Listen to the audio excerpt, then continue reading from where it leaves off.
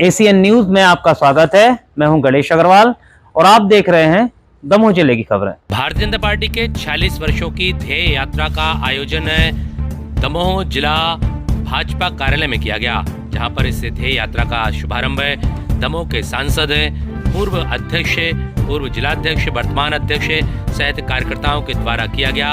और इस ध्येय यात्रा के माध्यम से सन 1980 से लेकर के अब तक के चित्रों का संकलन किया गया। उस वक्त के समस्त जिलाध्यक्षों के द्वारा किस तरह से भारतीय जनता पार्टी को इस मुकाम तक पहुंचाया गया है, इसको लेकर के चित्रों का संकलन किया गया और इस ध्येय यात्रा के माध्यम से उसको चित्रित भी किया गया। आयोजन के दौरान जहां वरिष्ठ कार्यकर्ता, पदाधिकारी इसमें मौजूद रहे, तो सभी के द्वारा भारतीय जनता पार्टी की इस यात्रा का संस्मरण सभी को सुनाया गया। Bureau report, ACN news.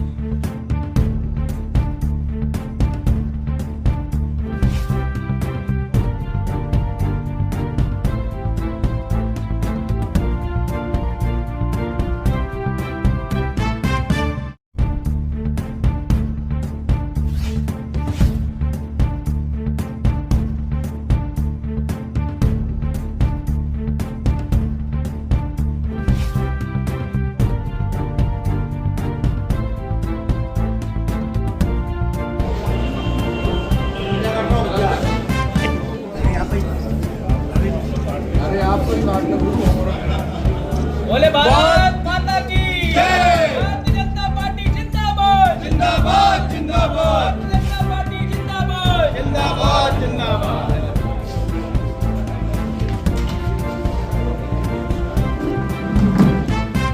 आप लोग न करा लो।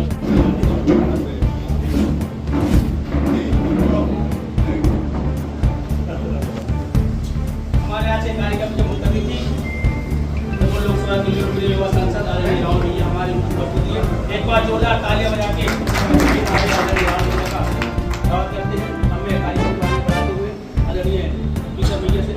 बगैर माइक के, बगैर योजना के हम सब यहाँ इस यात्रा को देखने बैठे हैं।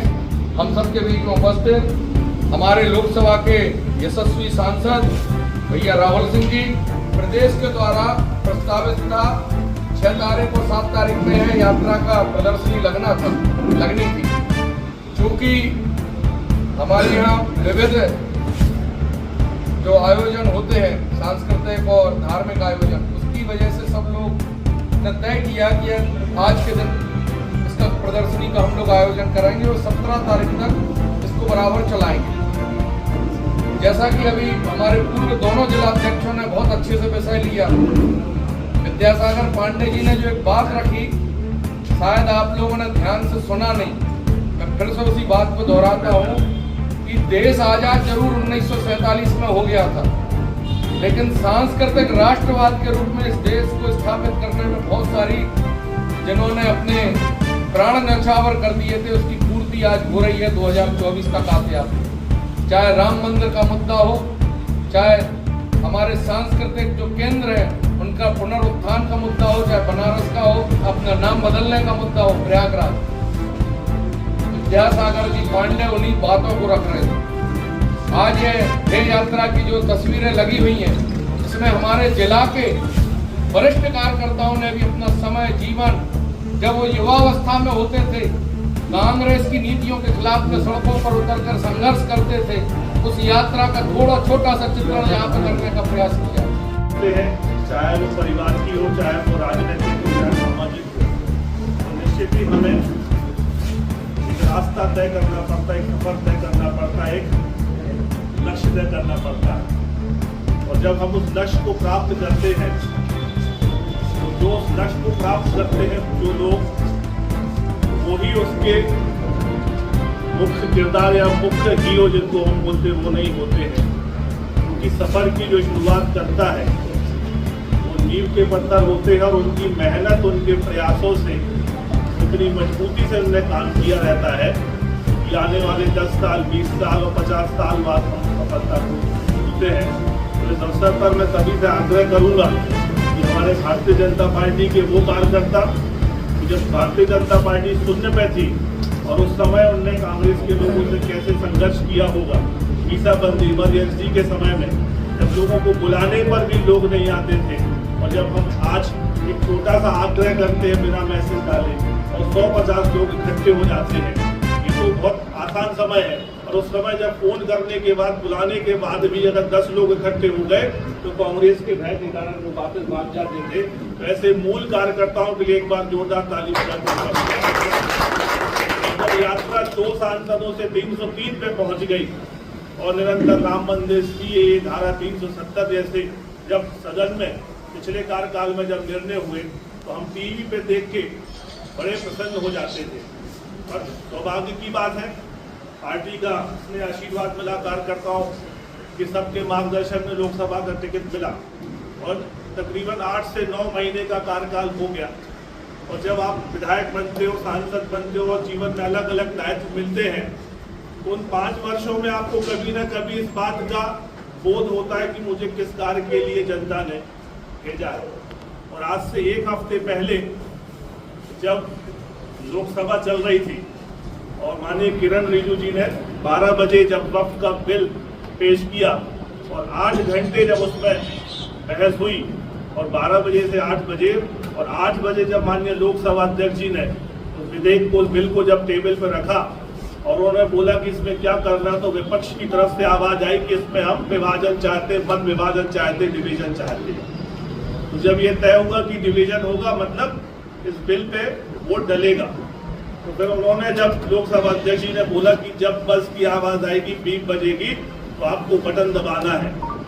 और जब वो बस की आवाज आई और जब वो बटन दबाने का समय आया, तो मुझे उस समय एहसास हुआ कि इस दमोह लोकसभा के लोगों ने मुझे इस क्षण के लिए जिता के भेजा था। और निरंतर जब हम इसके पहले बोलते थे और देखते थे कि मोदी जी 18 घंटे काम करते हैं, अमित शाह जी 14 घंटे काम करते हैं, नड्डा जी काम करते हैं, तो बोलने और सुनने में तो अच्छा लगता था।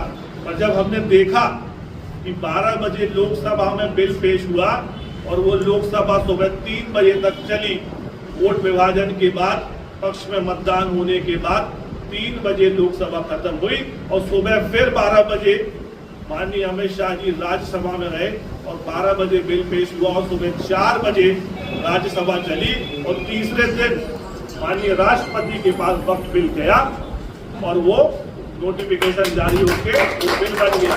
12 बजे से लेकर रात के 12 और सुबह 3, 15 घंटे हो गए। दूसरे दिन 12 बजे से लेकर रात के 12 बजे और सुबह 4 बजे 16 घंटे हो गए। जो लोग बोलते हैं कि हमारे शीर्ष नेतृत्व 15-15 घंटे काम करते हैं, मैं उसको अपनी आंखों से देख के आया हूँ, उस बात का मैं साक्षी बन के आया हूँ।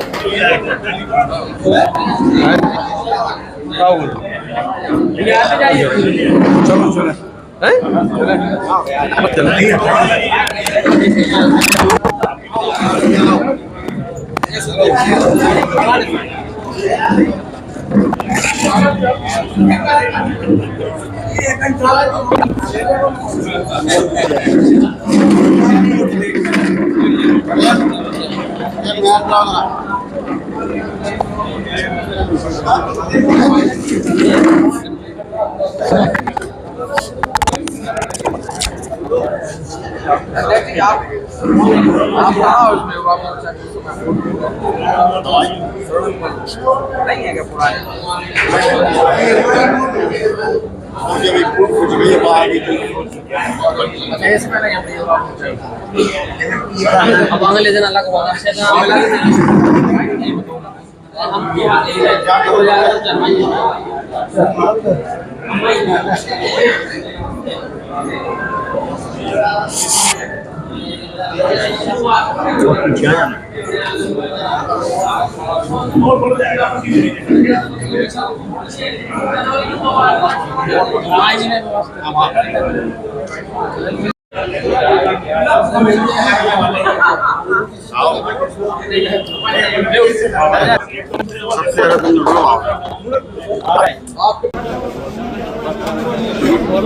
राम मंदिर का फैसला वाला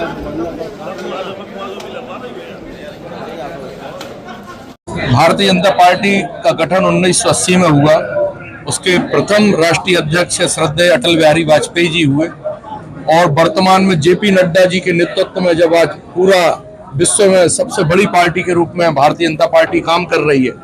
इस पूरे 46 साल के सफर को हम लोगों ने हमारे जिला के जो वरिष्ठ कार्यकर्ता थे, हमारे जिला के जो जिलाध्यक्ष हुआ करते थे, उन सब का हमने चित्र लेके, चूंकि स्थापना दिवस अभी 6 तारीख को हम लोगों ने मनाया है और संगठन पर्व के अंतर्गत कई नए कार्यकर्ता हमारी भारतीय जनता पार्टी के प्राथमिक सदस्य बने हैं। ऐसे सभी प्राथमिक सदस्यों को हमारी भारतीय जनता पार्टी में जो वरिष्ठ कार्यकर्ता थे, पुराने कार्यकर्ता थे, उनका क्या योगदान रहा पार्टी में, ऐसा एक चित्रण देने का हम लोगों ने प्रयास किया है।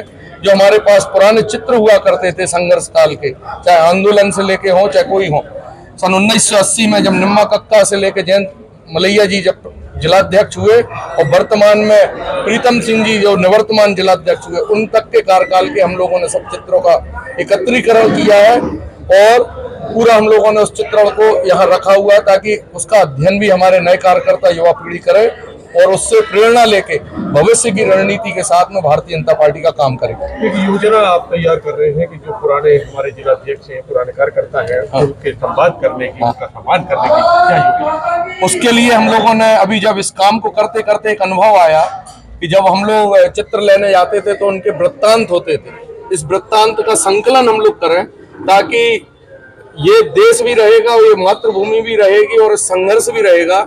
हमारे संघर्ष के काल में हमारे जो जब भविष्य में नए कार्यकर्ता आएंगे उसको पठन करेंगे, पढ़ेंगे कि कैसे हम लोगों को काम करना है, उसका एक अध्ययन के रूप में हम एक किताब लिखने का प्रयास कर रहे हैं। उसकी योजना हमने चर्चा करी है। इसके लिए किसी एक व्यक्ति को अधिकृत करके इतिहास संकलन का, दमोह के भाजपा के इतिहास संकलन का कोई काम चालू करेंगे। एक विकास यात्रा की प्रगति का अवलोकन। ध्येय यात्रा आज भारतीय जनता पार्टी की ध्येय यात्रा 40 वर्ष स्थापना दिवस पूर्ण होने पर आज ये ध्येय यात्रा युवा मोर्चा ने रखी है और निश्चित ही हमको ये ऊर्जा देती है और ये बताती है कि किस प्रकार हमारे पूर्व के जिलाध्यक्षों ने, प्रदेश अध्यक्षों ने और पार्टी ने कार्य किया कि शून्य से शिखर, 2 से लेके 303 सांसद और जो हमारा चुनाव में एजेंडा था और जिस लक्ष्य को लेकर भारतीय जनता पार्टी काम कर रही है तो क्रमवार तरीके से लोकसभा में बहुमत के माध्यम से उसको पार कर रहे हैं। उसको लेके यात्रा निरंतर चलेगी। विकसित भारत 2047 में भारत विश्व गुरु बनेगा, उसको लेके यात्रा चल रही है। उसके क्रम में निरंतर भारतीय जनता पार्टी का एक एक कार्यकर्ता संकल्पित है विकसित भारत को बनाने के लिए।